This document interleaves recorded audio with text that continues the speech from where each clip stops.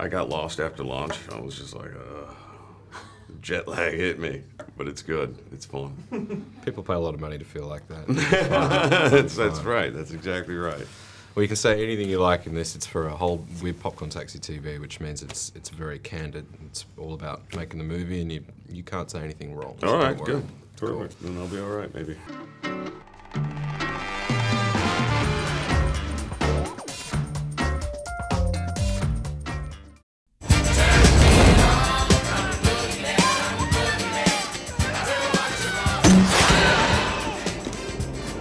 I love working on American soil, Dan.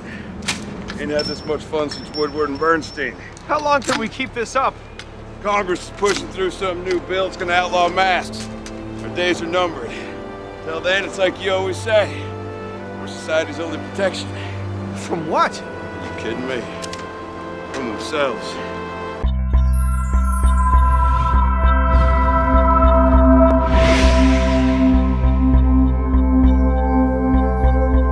Warner Brothers sent me over. They were like, "Hey, the guy from 300 is doing this movie, Watchmen. We're gonna send you a script." And I'd never heard of it. I'd never heard of the graphic novel. I didn't know anything about it. And I was expecting a script to come, like most do from the studio. And instead, it was a Xerox copy of the graphic novel, put together in a binder.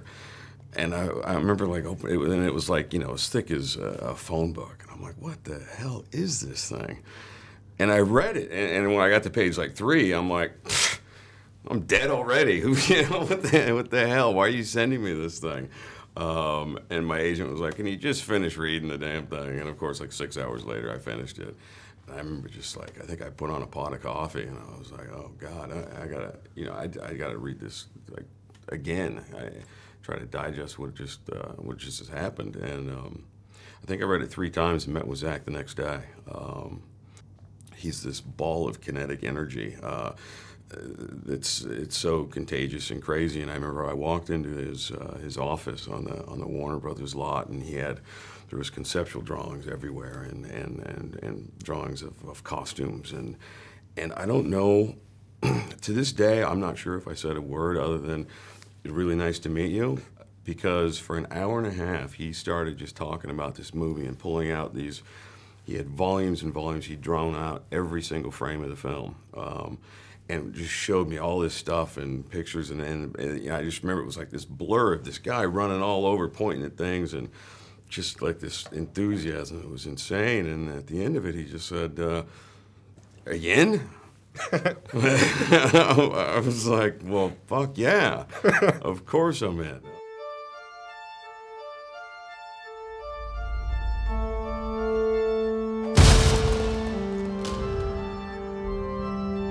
Just a matter of time, I suppose.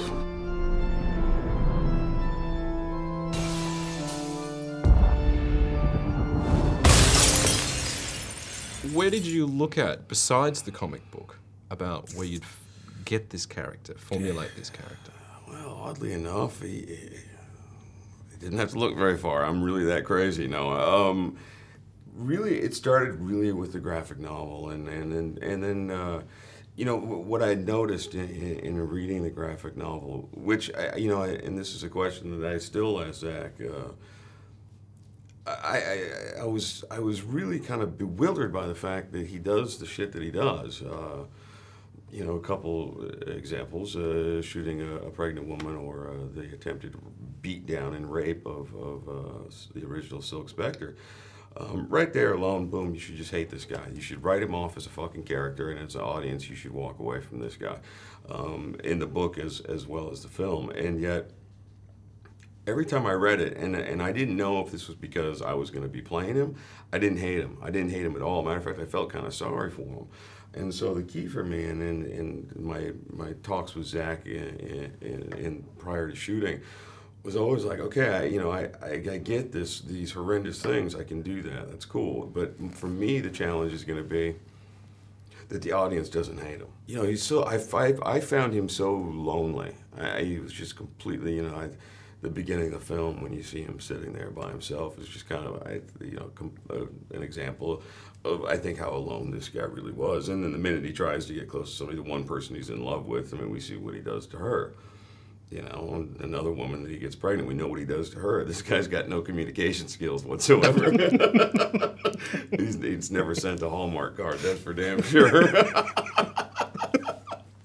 But insane people always think they're fine, though. That's true, that's true. Yeah, otherwise they'd know they're insane. That's exactly right. Look, you've been acting in various genres for a little while, and capacities for, what, 17 years? A while, yeah. What's the biggest challenge when the roles start to become leading? Right now, it's been so kind of great the last couple of years. Is that for the first time in almost 20 years of doing this, I can pick projects based on material and who directors are instead of just saying yes to fucking everything that comes down the pike because I got to put a roof over my head. And believe me, I'm not going to name any shows, but you can look at my resume and kind of go, boy, he's done some shitty stuff. But you don't get the choice. Look, I love what I do, but now I'm afforded this kind of super opportunity to choose projects based on material and based on who's directing and hopefully I don't screw that up.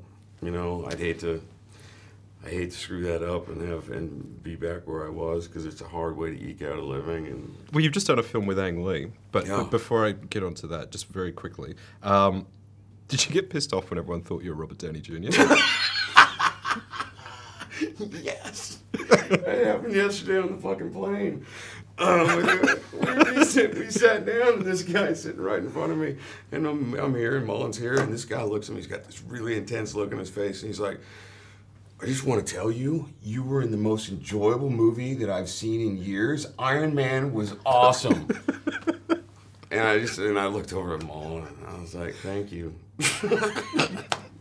And the other one I get a lot is, even recently I went to some fucking event like 6 months ago in New York, and I got out of my car and there was paparazzi out front and they all yell, Javier, Javier.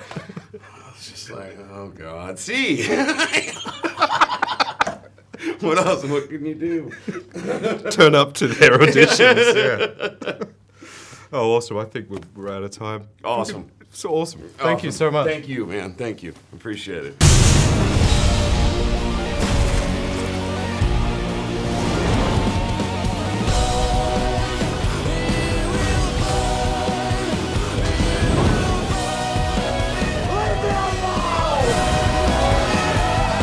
The world will look up and shout, save us. And I'll whisper, no.